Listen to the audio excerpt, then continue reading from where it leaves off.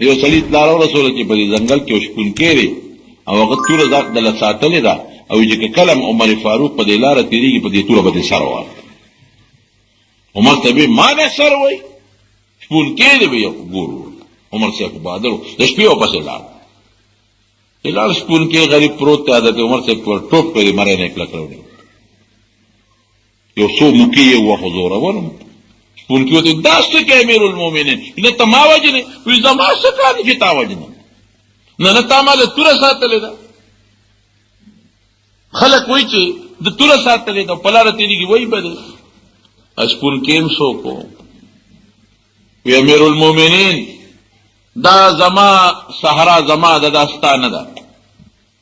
ته پېښه او مدینه دې پېښه دا زما ده. دا زما د پلار وه هغه پکې ګډه چیلی سرولې. دا زما د نیکه وه هغه پکې ګډه چیلی سرولې. دا مې د نیکه د پلار وه د هغه پکې ګډه چیلی سرولې. ستا او ستا پلار پکې ګډه چیلی نه سرولې. دا زما ده. دا کوټه پکې خیمه ما لګولې ده. ستا دلته سړي کې دلته ته راځې او ورته شپونکی څه وایي؟ عجیبه خبره ورته وی بین الله بیني و بینک. وی خدای به زما او ستا منځ کې دی. الله زما او ستا منځ کې دی. قیامت پر ورځ به خبرې کوو. خو چې دې ووې نو عمر صاحب زر لاس ته ګرېوان نه وې سو پړچېدو شو. او څه وایي؟ بس وی معافي غواړم ما زیاتې وکړه. باید چې ما تحقیق کړی دی او د هغې نه پس تاله راغلی دی. ما ته چا غلطه اطلاع رسولې ده. پرپېدو شي چا ورته عمره ده تا ته څه وویې چې ته پرپېدو شي؟ وی ده د خدای لاس زما ګرېوان کې واچو. د الله بیني و بینک د الله لاس یې زما ګرېوان کې واچو چې ته پېښه او خدای پېښه. اوس هم چې دا څوک چا زیاتې کوي که نه دی ورته څه وایي چې ته پېښه او خدای پېښه. دا ډېر دروند لفظ دی. دا داسې شو لکه چې د خدای لاس یې ستا په ګرېوان کې اچولي. بس چې دوی ته پېښه او خدای پېښه. نو که په جایز نو په نرمه ورته ووایه چې وروره ما ته خدای ولې سلمه کوې زه خو په حق یم. او که په ناجایز نو بس پوه شه چې د خدای لاس یې دله ګرېوان کې اچولی ده. پوه شه چې د خدای توره دله په سر نیولې ده. پوه شه چې د خدای عذاب یې درته مخامخ کړی دی. فورا توبه وباسه او یاد وساته د خدای فیصلې چې دي نو په هغې کې دیر ہے تو اندیر نہیں. تاخیر شته ورځ پس 2 ورځې پس میاشت پس کال پس 2 کاله پس خو خدای نه څه شی پټېږي نه. موږ په دې غلط فهمۍ کې پراته یو. موږ وایو چې څنګه سړي سره دوکه کوم خدای سره به هم وکړم. انسان سره به وکړي خدای سره نشي کولی. ښځې سره به دوکه وکړي زوی سره به هم دوکه وکړي چې ستا په کور کې اوسېږي. قسم په خدای که خدای سره وکړي. نو حضرت عمر صاحب شپونکي نه یېرېږم. ولې؟ بادشاه خو بل سره جنګ وکړي یا به ته مړ کړي یا به تا مړ کړي. خو شپونکي دې وجني نه هغه دله ګرېوان ته د خدای لاس اچوي. رونو د دې غریبانانو د خیرو نه ویېرېږئ. د دې مظلومانو د خیرو نه ویېرېږئ. مه کوئ ظلم. انصاف وکړئ. د ګاونډي د خیرې نه ویېرېږه. ظلم مه کوه. او که خیره درته نه کوي الله خو ویني که نه. ظلم مه کوه. ظلم بلکل چې ونه کړې ظلم زیاتې چې چا سره ونه کړې ګنې د خدای لاس په دې غاړه کې پروت دی. زیاتې دې وکړه د خدای توره به دې په سر ته کې لټکاوېږي. ټیک ته زورور یې هر څه در سره دي. ټوپک هم دی قوم هم شته پیسه هم شته بنګله هم شته دولت هم شته ټینک هم شته توپ هم شته. لیکن دا ستا ټول طاقتونه د خدای د یو ماشي مقابله قسم دې کوکي. ظلم به نه کو. ظلم خطرناک شی دی. نو بوډۍ ته څه وایي؟ ورته وایي چې ته ما له راځې نو ته خدای له ولې نه ځې؟ ما ته وایه خدای ته ولې چغه نه وې؟ بس بوډۍ پوه شوه. بوډۍ څه وایي؟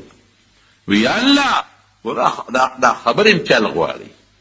یا الله چې دې بادشاه زما کوټه نړوله نو ته کوم ځای وې؟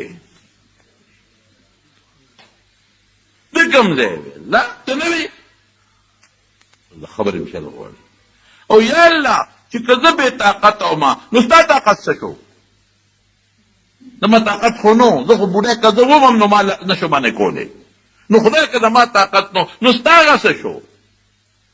ستا طاقت څه شو؟ خو چې دی ووې الله جبریل علیه السلام فټافټ راوډېږه. هله هله هله هله ورشه شابه شابه شابه شابه شابه.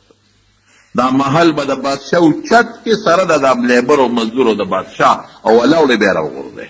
حضرت جبریل راغی سره د هغه بادشاه او د وزیرانو د هغه لښکر او د پروتوکول او د پولیس او د پوج یې غونډ اوچت که ولاړې به یې راوغورځوي.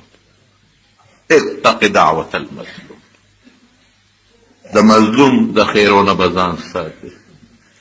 فانه لیس بینها و بین الله حجاب، د مظلوم د خیرو د خدای په منځ کې پرده نشته. او مظلوم ته خدای څه وایي؟ وی صبر کوله انصرنک ولو بعد حین، وی مدد دې کوم لږ ساعت پس به کوم خو خوب. ان الله لیملی الظالم، خدای ظالم له مهلت ورکوي، خو چې کله ونیسي بیا نه پرېږدي. مهلت ورکوي پرې چې ډېره ګناه وکړي، پرې چې ډېره وکړي بیا به نیسم، بیا به ورسره ګورم. خبره خو معنی لري لاړه، خو د اسلام نوم انصاف دی. د اسلام ډېرې شعبې دي، یو شعبه انصاف. زه لمونځ هم کوم، د روژې هم نیسم، زه تهجد هم کوم، زه تسبیح وړم مثلا، خو زه ظلم کوم اسلام نه بار یم، سمسنه بار یم، پوره دننه نه یم. ادخلوا فی السلم کافه، د سر ویښتنه والا تر نوکه پورې په اسلام کې دننه شه. د حضرت عمر فاروق رضی الله عنه زمانه کې یو بادشاه د روم راغی، جبله نومې مسلمان شو. حضرت عمر فاروق رضی الله عنه هغه له ډېر لوی اهمیت ورکړ، ځکه لوی بادشاه راغی مسلمان شو. هغه ته ویل چې عمر وپوزه د سره خپله ځم، ډېره ښه ده. حضرت عمر صاحب ورسره خپله د مدینې نه مکې ته راغی عمرې له.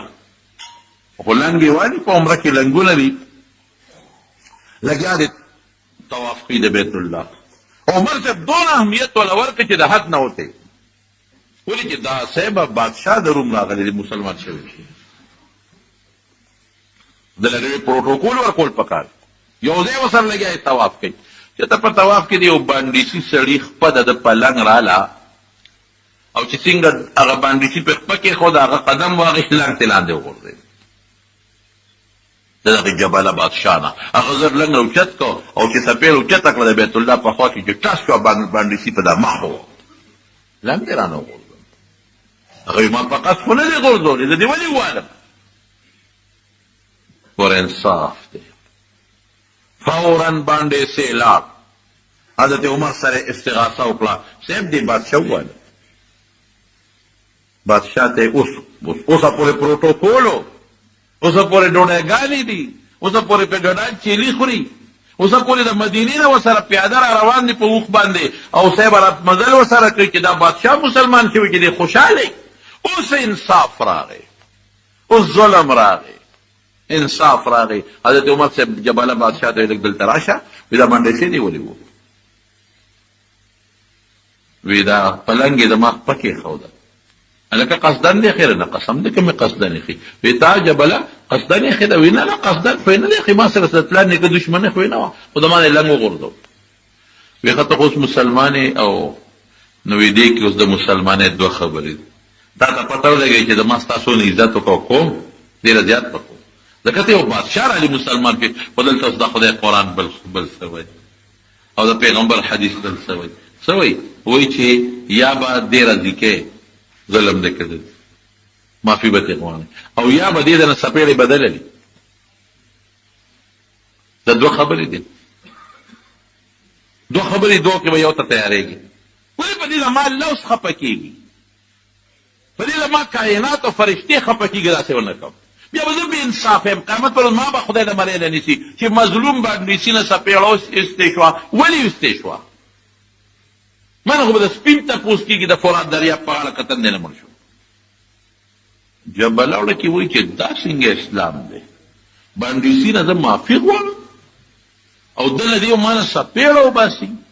هغه د روم خلک به څه وایي چې همدغسې ښې وی خبا امیر المؤمنین یو درې ورځې مهلت پکې شته په دې اسلام کې؟ وی او درې نسل ور مهلت به درکړو. وی لږ مهلت راکړه، په چل به وکړو دی به رضا کړو. وی ښه هله شپې د شپې واپس روم ته وتښتېد، کافر شو، بیا عیسائی شو.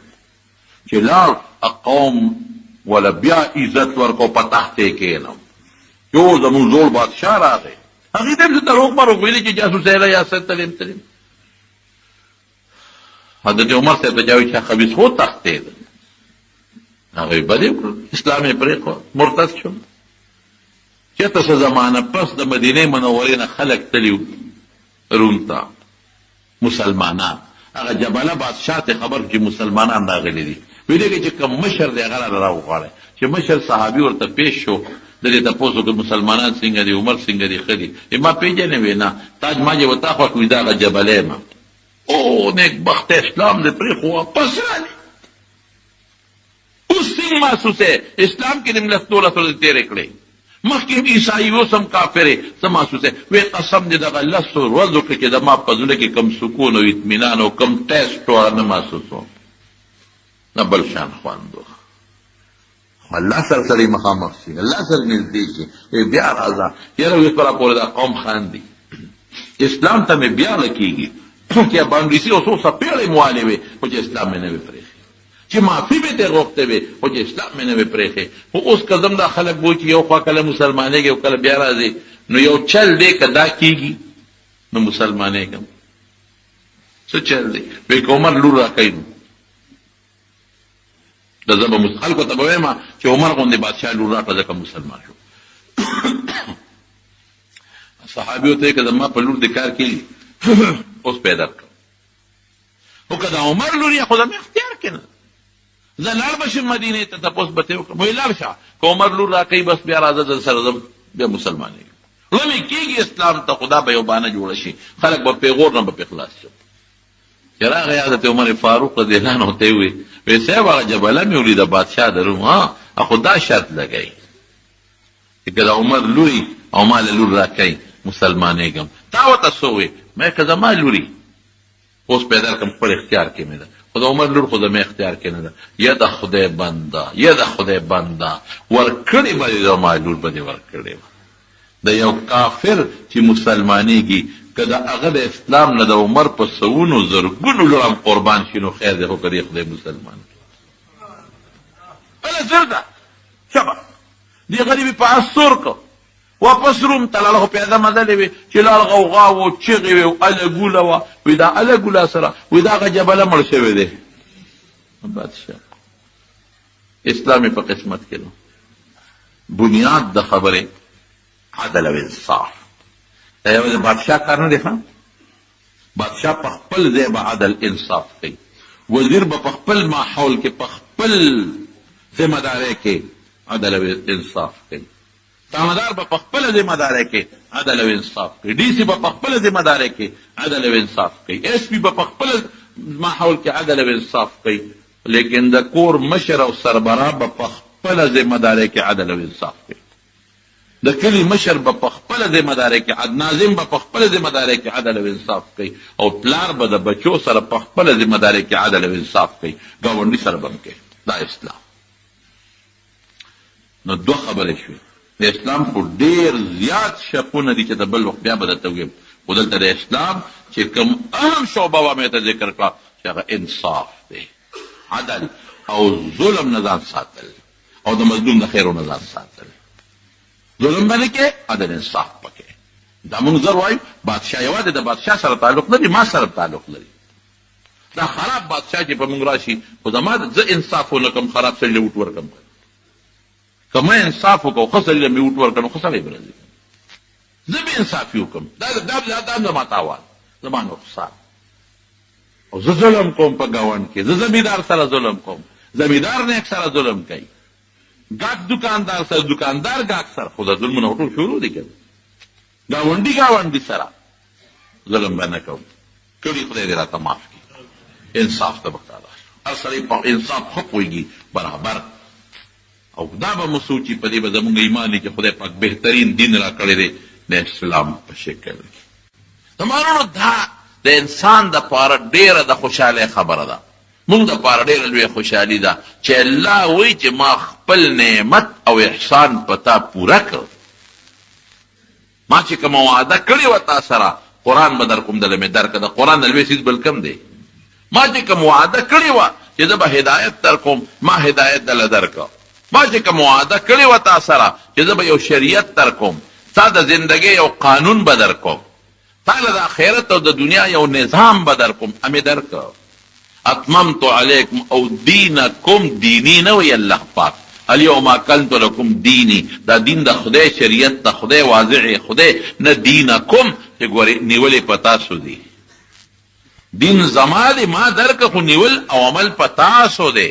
نعمت زما دی نعمتي، دین ستاسو دی. او نوم خدای دی، څومره په الله خوشحالیږي، الله را له د مخکې نوم ایږدي. نو زمونږ د دین نوم اسلام. او د دې تپوس به قبر کې کېږي. قبر کې 3 تپوسونه کېږي. یو تپوس به د الله متعلق کېږي چې رب دې څوک دی، دا یو تپوس. دیم تپوس به د رسول الله مبارک کېږي صلی الله علیه وسلم، دا څوک دی. او دریم تپوس چې کېږي نو ما دینو که دین دې څه دی، دا تپوس به کېږي. ولې الله مال راکړ، زه پې پوه کړم، پیغمبر یې وله راولېږه، رسول یې راولېږه، جبریل یې وله راولېږه، معجزې رالې، کتاب راغی، هر څه رالل. پیغمبر مبارک د دې دین او د اسلام دپاره چې کم محنت او خواري کو تاسو ته معلومه ده. هغه د ازبین وجود باندې وینې بیا دی د دې دین دپاره، د دې اسلام دپاره، د دې دین او اسلام دپاره. د دې دین او اسلام دپاره طائف سفر وشو، د دې دین او اسلام دپاره مکه پرېښوده، مدینې ته لاړ. د دې دین او اسلام دپاره احد کې غاښ مبارک مات شو. د دې دین او د اسلام دپاره د حمزه غوښې ټوکړې ټوکړې شوې. د دې دین او د اسلام دپاره د صحابه کرام غریبانانو لاسونو خپې کټ شو. د دین او اسلام دپاره صحابو بچي پرېښودل، ښځې پرېښودې، ښځو خاوندانې پرېښودل. د دې دین او د اسلام دپاره پلار بچی پرېښود، بچی پلار پرېښود. دا دومره قربانۍ دې دین له ورکړی شوې د دې دین او د اسلام دپاره. نو چې دومره عظیم دین ماله خدای راکړ او زما پیغمبر د دې دین دپاره کومې قربانۍ ورکړې او زما صحابو کومې قربانۍ ورکړې او کوم تکلیفونه برداشت کړل، تپوس به نه کوي تاسو په دې دین دپاره. قبر کې به تپوس نه کوي. اوس دا دین او اسلام څه شی دی؟ شریعت ورته وایي. زمونږ خلکو کې یو غلطي ده، مونږ دین او اسلام صرف مونځ او دسته وایي. بس مونځ کوه ته مسلمان یې، زکات که نه ورکوم پروا نشته، حج فرض ده که نه کوم پروا نشته، روژه فرض ده که مې وننیوله پروا نشته، مسلمان ته که مې ضرر ورسو پروا نشته، که بې انصافي مې وکړه پروا نشته، که پردی مال مې و پروا نشته، که پردی ځمکه مې ګیره کړه پروا نشته، که مسلمان نه مې څپېړه ورکړه پروا نشته، که ګاونډي مې مړ که پروا نشته، که یو مسلمان مې قتل که پروا نشته. هېڅ نشته او مونځ کوه، ګیره پرېږده او مونځ کوه، بس. دا مسلماني ده. دا د سر نه مسلماني دا ناقصه ده، دا مسلماني نه ده، دا ناقصه ده. ولې الله وی ادخلو فی السلم کافه، د سر د ویښته نه واله تر د نوکه پورې به په مسلمانۍ کې ځان داخلی. زه به یو خبره نن وکړم، بې انصافي ډېره لویه روانه ده. بې انصافي، انصاف. حضرت علی رضی الله تعالی عنه بادشاہ دی، امیر المؤمنین، او څلورم خلیفه دی، او د حضور پاک څومره نږدې صحابي، امې د تره زوی دی، امې زوم دی. او حضرت فاطمه رضی الله تعالی عنها د حضور پاک داسې لور وه چې دا ورته ډېره زیاته ګرانه وه او د دنیا خلکو غوښته، لیکن رسول الله مبارک علي صاحب له په خپله ورکړه. او فاطمې ته څه وایي؟ بچې، حالانکې علي صاحب سره هغه وخت کې سم نو، خپل کور یم نو، یو جوړه جامې یې ویسې یم نو، کور په مکه کې پاتې شو. لیکن بی بی فاطمه ته حضور پاک فرمایي، بچې ما په خپل خاندان کې ستا نکاح د یو ډېر بهترین شخصیت سره وکړه. پیغمبر مبارک راته وایي ما تعالی چې د ژوند کوم ملګری وکته، زما په ذهن کې د نه بهترین ملګری بل نشته. یو ډېر ښه انسان مې دله وکړ چې خپلې لور ته وایي. او علي صاحب ته یې په خپله ووایي، ماشوم یې ځان سره لوی کړی دی، ورته پته ده چې دا د کومې قبیلې انسان دی. داسې ماشوم یې ځان سره لوی کړ او ځان سره د ځان په ځای چې کله مدینې ته هجرت کو، نو حضرت علي رضی الله عنه په خپل کور د پاسه پرېښود. حالانکې دا سخته مسله وه، ځکه ټول د مکې خلک راغونډ شوي او په حضور پاک یې حمله کوله. او نبی کریم صلی الله علیه وسلم سره پردي امانتونو دغه وخت کې خلکو امانتونو اعتماد وکاو. امید دشمن دی مسر امانت دی چې دغه خیانت نشتا، دغه ټګي نشتا، دغه بے انصافي نشتا، د انصاف والا پیغمبر دی. من پغلنه نه مني خو پته ده. علی زه خود امانتونه که خلکو لاس ورکوم او زم دوی را باندې پوهېږي او د امانتونه خود رسول پکار دی، دا خو ډېر ضروري شی دی. علي نو ته به دا مهرباني وکړې چې زما په بستر سمله او زه ځم او سار وختي د امانتونه خلکو ته واپس کا او موږ پسې مدینې ته راځه. د دنیا خلک ګیر چاپېره کافران غون ولاړ دي. نبی کریم صلی الله علیه وسلم راووته، جبریل ورته وی راځه راوځه. وی دا خلک چې ګیر چاپېره ورځي سره څوک هم وی لږې غوندې خاورې راواله ونوله. الله به ستا حفاظت وکړي. شاهت الوجوه وجعلنا من بين ايديهم سدا ومن خلفهم سدا فاغشيناهم فهم لا يبصرون سواء عليهم صم بكم عمي فهم لا يرجعون. دا خو د روح متعلق ده چې د زړه نه دا کانه دي، خو د سترګو سره دا چل کوم. په زړونو مهر د ګمراهۍ لګېدلې دی، په سترګو مهر د ګمراهۍ لګېدلې دی، په ژبه مهر د ګمراهۍ لګېدلې دی. خو زه دا ظاهري سترګې ورته لاندوم، شګې راواغېستې وینې ستلې. الله هغه شګې د کافرانو سترګو ته ورسولې، دې سترګې مګلې رسول الله مبارک ته نیغلا بق بق یې راته کتل، خو زه یې نه لیدم. چې پېشمنې شو او کشه کړ په ونه شو، سار شو، په کور یې حمله وکړه، ورننه وتل. چې ننه وتل په بستر حضرت علي رضی الله عنه پروت دی. ملګری یې څه شو نیم خبر چېرته لاړ؟ د کور وتې د شپې. په کومه لاړو؟ دا تاسو چې ولاړو په کومه په دې لاړ کړ. دې څه لږ ساعت نظر بند کو بیا پرېښود او چې څومره امانتونه حضرت علي رضی الله عنه خلکو ته واپس کړل. دا بهادري ده، دې ته بهادري اسد الله، دا د خدای زمری شجاعت او بهادري. که بل څوک وی یاره جي دا کار نشم کولی، بله ډیوټي راته اوس پاره وکړم، خو دا خو که دا ټول کافر په ما راشي ما مړ کړي، دا خو دشمنان دي. هغه علي رضی الله عنه رسول الله مبارک ته څونه خوښ دی. دغه علي صاحب بادشاه دی، امیر المؤمنین دی. یو یهودي ته زغره اغشتې وه،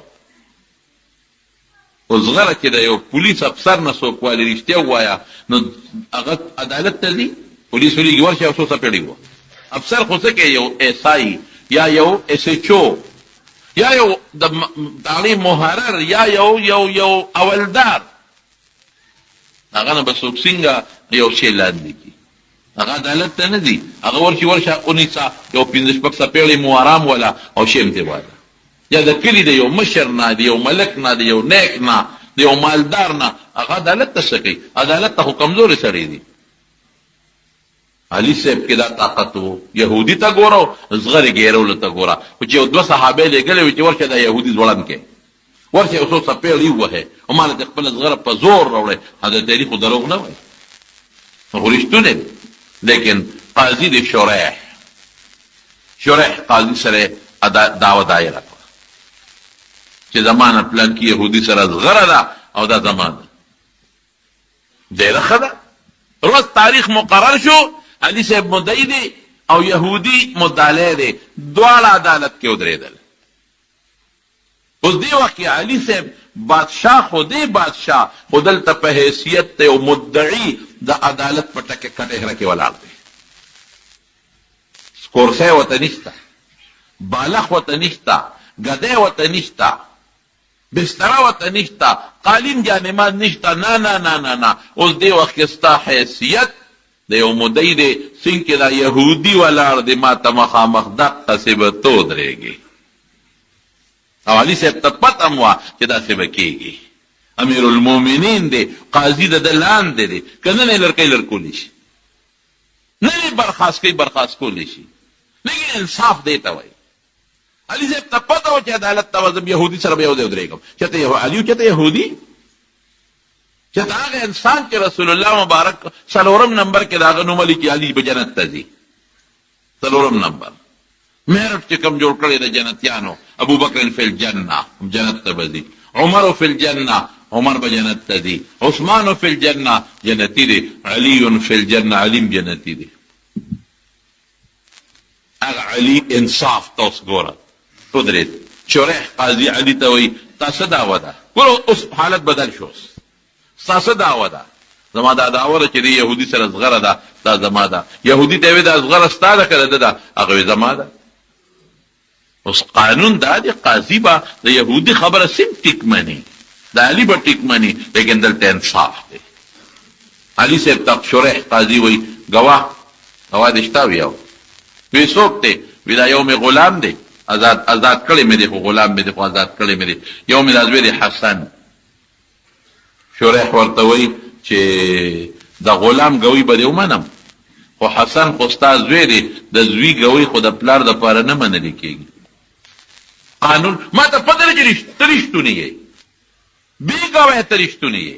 ما ته پته ده چې حسن به څنګه دروغ وایي. د حسن هغه شونډې چې رسول الله مبارک ښکل کړي دي هغې ته به دروغ راوځي؟ دا خو هغه شونډې چې حضور پاک مبارک ښکل کړي، دا خو هغه شخصیت دی چې رسول الله مبارک په ده اوږه ګرځولی دی. حضرت حسن یې په اوږو د حضور پاک په اوږو یو سړی یو صحابي حضور پاک له مخې له ورغی. حضرت حسن ته وایي نعم المرکب رکبت یا غلام، په ډېر بهترینه سورلی سورې سورلی دی رسول الله مبارک ته، په حضور پاک سورې. او الکا حضور پاک مسکی شو ته څه وایي ونعم الراکب هو، وی سورلی هم ډېره مزېداره ده، خو شاه سوار هم ډېر مزېدار دی. حسن هم ډېر مزېدار دی، شاه سوار هم مزېدار. دومره مینه هغه ماشوم چې رسول الله مبارک په د اوږو ګرځولی دی، هغه شونډې چې رسول الله مبارک ښکل کړي دي، او هغه ماشوم چې ماشوموالي کې حضور پاک ورته د جنت د سردانانو سردار ویلی دی. دروغ به وایي؟ خو رښتونی دی. لیکن قانون دلته دا دی چې څوک دعوه وکړي واستشهدوا شهیدین من رجالکم، دوه ګوان به پیدا کړي. او پیغمبر مبارک فرمایلی دي چې د زوی ګوی د پلار دپاره نه قبلېږي. هر څوک دی د زوی ګوی د پلار دپاره نه قبلېږي. نو اوس قانون دی، دې ته انصاف وایي. علي ته رښتونی، زوی دې رښتونی دی، تا امیر المؤمنین، ستا مقابله کې مسلمان هم نه دی، یهودي دی، خو قانون قرآن، قانون حدیث هغې له بدلو. رښتیا ووایه مونږ چې نن د غرې خورو سره وجه نه خورو، د انګریز قانون بس دغه دی، مونږ دغه راخورو. پاکستان دی جوړ شوی دی د اسلام په نوم، قربانۍ ډېرې زیاتې ورکړې شوې دي، لیکن تر ننه پورې دغه اسلام مونږ په دا سترګو په عمل کې ونه لیده. الله دې د اسلام قانون مونږ ته وښودلی. انصاف چې تر څو په دې ملک کې د اسلام قانون نه راغلی، والله که پکې انصاف پیدا کړي. ما ته خلک وایي په امریکا کې خو اسلام نشته، و انصاف ته مې انصاف کم دی. خو ښه انصاف که نه، ښځه بربنډ نه ګرځېدل انصاف دی؟ شراب څښل انصاف دی؟ او هلته چې کوم جرایم کېږي د دنیا په مخ د ځمکه دومره جرایم په یو ملک کې نه کېږي کوم چې په امریکا کې کېږي. انصاف دی؟ ښځې له ازادي انصاف دی؟ نه نه، د خاوند خدمت، د خاوند خدمت خو پې نه کوې په کور کې دننه. لیکن دا ښځه چې تا نوکره کړه او په جاس کې هلته کې یرهوسټس شوه، د خاوند خدمت خو نه کوي، او په جاس کې څومره سورلو خدمت کوي؟ د 3,500 سورلو تخته پورته کېږي. په حیا کې نه کوي د یو خاوند، او 3,500 سورلو کوي. دلته پرده کې نه کوي، هلته بربنډ نه کوي، هلته ورپسې لاس کې ټرایګانې ګرځوي په جاس کې، لاس کې اوبه راوړه په منډه وړي، ګولۍ راوړه په منډه وړي، صابون دغه راوړه لاس دپاره، ټیشو پیپر په منډه وله وړي. دا ته انصاف وکړه. انصاف خدای نه دی. د یو خاوند خدمت ښه دی که د 3,500 خلکو ښه دی؟ ولې تنخوا ورکوي؟ په تنخوا به څه کوي؟ دا خو انصاف نه دی. انصاف خو دا دی چې دا په کور کې کښېني او بالغ ته ډډه ووایي او د کور سرداره شي سرداره. اسلام خو انصاف، اسلام انصاف ښځې له ورکړی دی. وایي ښځه به په کور کې سرداره وي سرداره، بالغ ته به یې ډډه وایي. سهار چې د کور وځي دومره لیست ته ولیکي، دومره لیست په هغې کیسې به د تورو باټینګرو نه شروع کړې، د مرچکو د غوښې نه او د چرګانو باندې راته وکړي څه کې ډیوټي له زما دا لیسټ والا که نه صبر وړل به هم غواړي که نه بشیر وایي ما له ښځه وکړه شکر دی د غم اخلاصې چا چې کړي د هغوی ولټول توبې به وباسې شکر نه وباسې د لا ښځه غواړي چا چې کړي هغې نه تپوس وکړه او چې بیا د خورلڼې او د خورزې او د رویرې او د رور وادي ماشاءالله په یو جوړه خو د دوی کار هم نه کېږي 6 جوړې به وله راوړې دا مې د خپې ارته شو دا د خپې تنګې شو دا د ماسخوتن شو دا د مازدیګر شوه مصیبت دا دی د موږ یو جوړی 6 کاله غوندو یو جوړه واغوندي دوباره نه اچوي دا خلکو لیدلې ده دا بل غم دی ولیدل چې چلو شو کاپکوپ کاپیره شو دا د سردار د کور امریکا کې ځان نه په خپله جامې لي دلته وله میړه راوړي امریکا کې ځان نه په خپله هوټل نه ډوډۍ راوړي ځان نه تنخوا ګټي دلته وله خاوند راوړي خپله دی پې دلته اډر کوي ورشه دا راوړه دا تاسو نه کوئ چې بار لاړ شي د لار کې را پرېوځي او ډز هلکه پلان کې په لار سم دم روانو او هارټ اټیک پرې راغی هارټ اټیک به پرې نه راځي چې جیب کې ورته 2 نفر پړی ښودلی دا د لوی بیمار نی دا د ښځو د لاسه لوی بیماران شو هلته د خورزې د لور واده دی هغې له صیب او ډبي موړل غواړي او هغې له موټر هم پکار دی شادي حال ته تلل غواړي او هغې له ماشومانو له جینکو او ښځې له 5 شپږ جوړې جامې هم کول غواړي او چپړې او کیړې هم کول غواړي چې پلار به دا پیدا کړي او که نه پیدا کړي نو خامخا به پیدا کړي سړي واده وکړه واده نه پس ښځې ورته وایي دا راوړه دا راوړه دا راوړه هغه دا د حق به ودرېده وایي دا پکې سي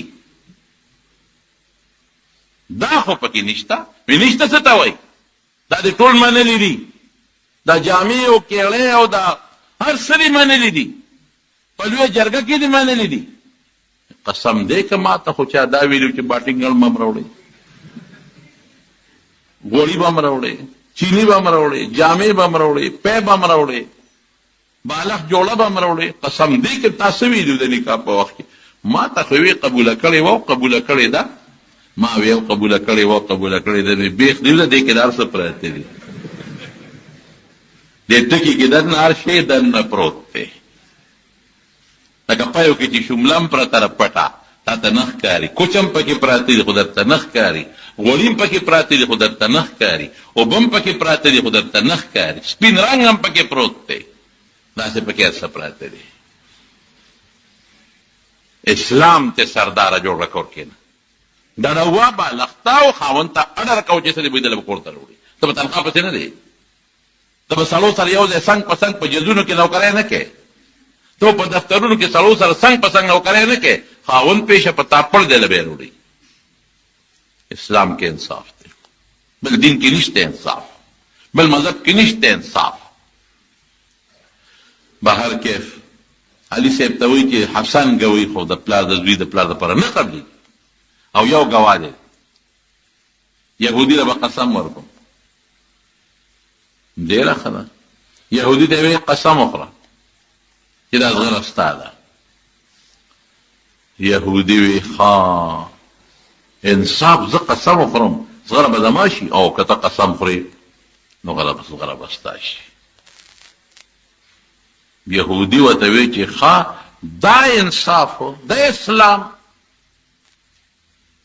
دا خو امیر المؤمنین دی بل مذهب کې خو د بادشاه نه خوري څه زغره پټه کړي او دا انصاف چې دا زوی ګوی یې بوله نه قبلې او زغره ماله را کېدو قسم هم غزه زما شوه بس بس بس بس زغره د دې علي صاحب ده ښه یهودي وایي ما غلطي کړې ده او زغره به خپل کار کوي د دې دین نه او د دې اسلام نه قربان دې اسلام کې داخلېدل غواړم د انصاف والا اسلام چې د یهودي مو ما سره امیر المؤمنین برابر شو او هغه ټیم یهودي کلمه شهادت وي او خدای پاک مسلمان حضرت علي صاحب ورته وی بچې زغره خو زما ده تا مو منله چې زما ده خو ته ایمان راوړو اسلام دې راوړو دا د اسلام په زیر کې ستا شوه د انصاف دې ته وایي اسلام دې ته وایي انصاف نو خو چې څومره مالداري کې او څومره ته طاقت خاون کیږي نو بل سره ظلم نو ظلم نو ظلم او دام ذهن کې واچوه. نبی کریم صلی الله علیه وسلم فرمایي اتق دعوة المظلوم، د مظلوم د خیرونه ځان ساته.